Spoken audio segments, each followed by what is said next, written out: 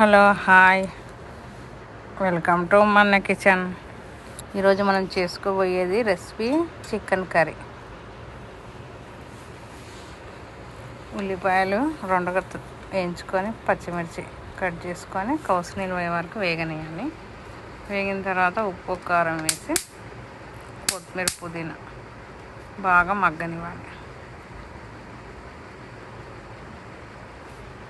మూత పెట్టేసాను తొందరగా. ఇలా కర్రీ అయిన తర్వాత మనం నిమ్మకాయ రసం పిండుకోవాలి. తర్వాత చేసుకోబోయేది మనం చికెన్ బిర్యానీ. చికెన్ మంచిగా ఈ సాస్లు, ఇది వెనిగర్ ఇవన్నీ వేసి బాగా నానబెట్టుకోవాలి. 1 స్పూన్ కార్న్ఫ్లవర్, 1 స్పూన్ బియ్యం పిండి వేసి సాసు, ఈ వెనిగర్ ఇవన్నీ వేసి బాగా నానవేయాలి. ఒక 1/2 అవర్ పాటు కలిపి పెట్టుకోవాలి.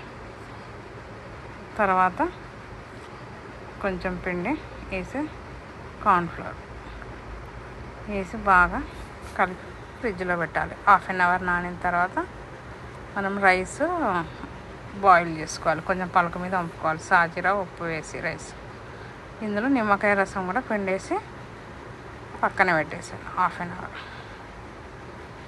పెట్టిన తర్వాత కొత్తిమీర పుదీనా అల్లం ఎల్లిగడ్డ పచ్చిమిర్చి అన్నీ గ్రైండ్ చేసుకోవాలి. 2 ఉల్లిగడ్డలు వేయించుకొని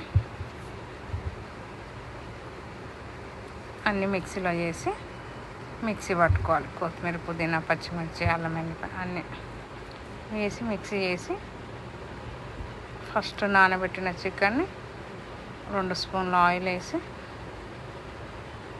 కొంచెం సాజీరా వేసి వేయించుకోవాలి.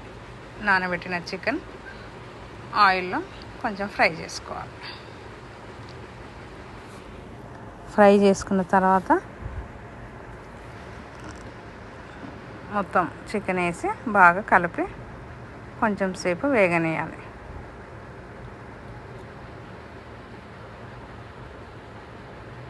వేగిన తర్వాత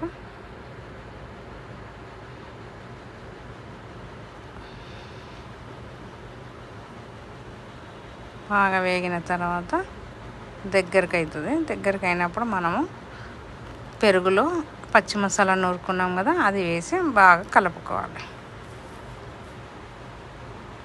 గ్రైండ్ చేసిన పేస్ట్ అంతా కలుపుకొని ఇలా రైస్ అయిన తర్వాత మొత్తం కిందికి చికెన్ పెట్టేసేసేయాలి. పలుకు మీద వంపుకొని మీకు నచ్చినట్టయితే షేర్ చేయండి, లైక్ చేయండి.